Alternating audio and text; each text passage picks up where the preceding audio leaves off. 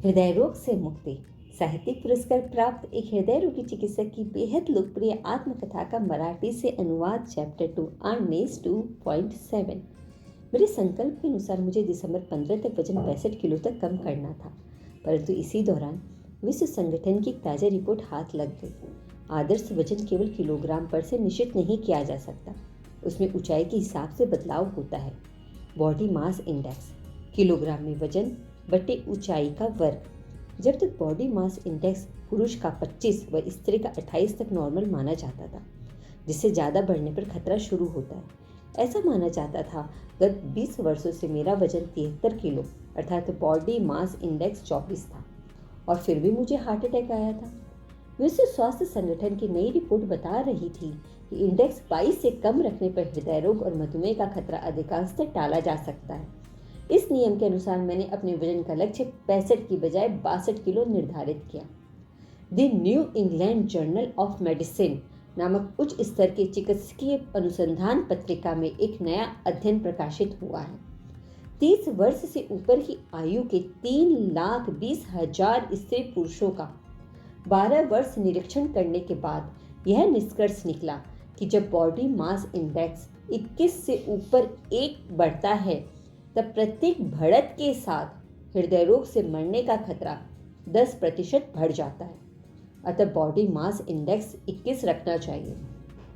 18 से नीचे अलबत्ता उसे नहीं जाने देना चाहिए, क्योंकि तब कुपोषण प्रारंभ हो जाता है। मेरा वजन 62 किलो होना चाहिए, ऐसा मैंने निश्चय किया था। वैसा होने पर मेरा बॉडी मास इंडेक्स 21 हुआ होता। दिसंबर 95 के अंत तक मेरा वजन घटकर निश्चय के अनुसार 65 किलो हो गया। चिकित्सा के 1 वर्ष यानी कि मई 96 से 62 किलो पर आ गया और फिर 58 किलो पर स्थित हो गया। विश्व स्वास्थ्य संगठन द्वारा सुझाया दूसरा मार्गदर्शक नियम ऐसा है: आयु के 25वें वर्ष में आपका जो वजन था वह आपका आदर्श वजन है, वही आगे के जीवन में कायम रखिए। 25वें वर्ष की उम्र में मेरा वजन 58 किलो था और अब फिर से ठीक उसी आंकड़े पर आकर वह स्थिर हो गया था। अर्थात आहार की आदतें सुधरते ही प्रकृति ने तोल काटे के बिना ही मेरे वजन को मूल स्तर पर ला टिकाया था। यह भीतरी यंत्र अवश्य ही बहुत समझदार और मजबूत होगा। मैंने भोजन कभी आधा पेट नहीं किया, केवल क्या खाना है और क्या नहीं खाना है इसके लिए ऊपर बताए नियमों का भरसक पालन किया। डॉक्टर विडवई ने कहा, अभय तुम बहुत दुबले हो गए हो। ऐसा लोगों ने कहा तो समझ लेना कि तुम्हारा सब कुछ ठीक चल रहा है। मेरा कोलेस्ट्रॉल 4 वर्ष पहले 244 था।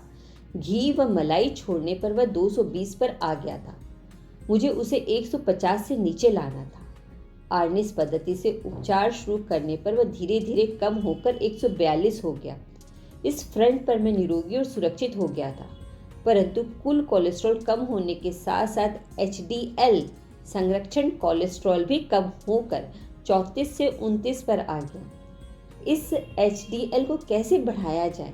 वह 1 मिलीग्राम बढ़े तो हृदय रोग की संभावना 2 से 3% कम हो जाती है। मुझे एचडीएल बढ़ाना था, परंतु उसके लिए केवल एक ही उपाय पुस्तक में बताया गया था: व्यायाम।